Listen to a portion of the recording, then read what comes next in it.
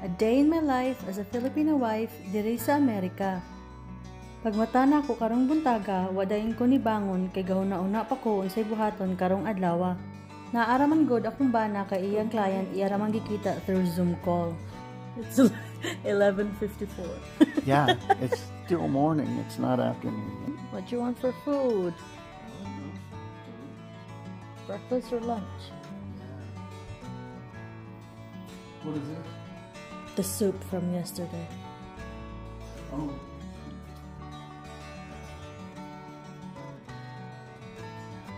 Wala daw siya kliyente karon sa opisina, maong diri ra siya tibuok adlaw except unyang gabi kay iya na pud schedule mag-bowling.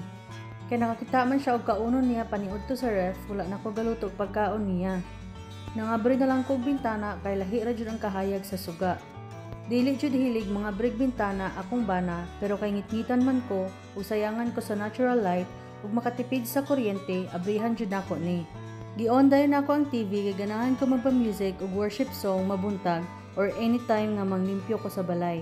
Feel nako murag ma-cleanse ang balay ba. Ako din pakusgan ang volume enough nga madungog sa tibuok balay. Kay gamay naman ang sulod sa among sabon panghugas sa mga kaldero ug sabon sa kamot, ako sa ning gibutangan. Sa una biya among gamit panghugas sa plato, mga hilis sa biya nga sabon panglaba. Kinsay ka-relate diha? Unya og mahutdan og wa jud kapalit og sabon, mangayo pa misilingan sa balay sa akong magulang. Pag naay igong kwarta, katong Zonrox para sa decolor ang gamiton kay kusog mo bula og humot pa jud.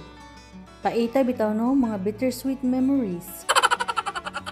Kay gamay na lang man dayang luto sa rice cooker, ako na lang ning gihugasan og naglungag na lang ko og hugas. Inig maglungag ko, daghanon jud nako kanang moabot og isa ka semana kay ako raman ang mukaon og luto. Dayon kaning bugasa kay brown rice ug di pa jud kusog mo tubo. Pero ang kanindot kay di jud siya dali madaot, dili pareha sa puti nga bugas.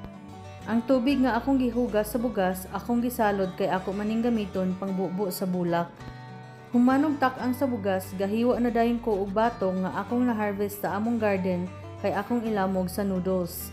Once na blumon ra jud taon ko makasud-an ani og di pud kaayo ganahan og way sa gulutan ang noodles.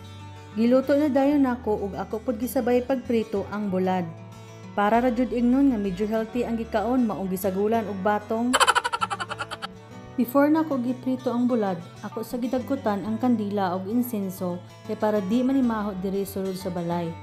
Hasula na manggod ko og mugawas pa para magluto. Pero kay effective man ni, go rebels. Ako dayon gidungag ag bahaw nga gamay para di masayang. Naniudto dayon ko while nagmuni-muni galantaw sa akong garden nga wa na kaayo na atiman. Di naman gud ko pabunlayon sa akong bana para di daw mahago akong lawas. Huy!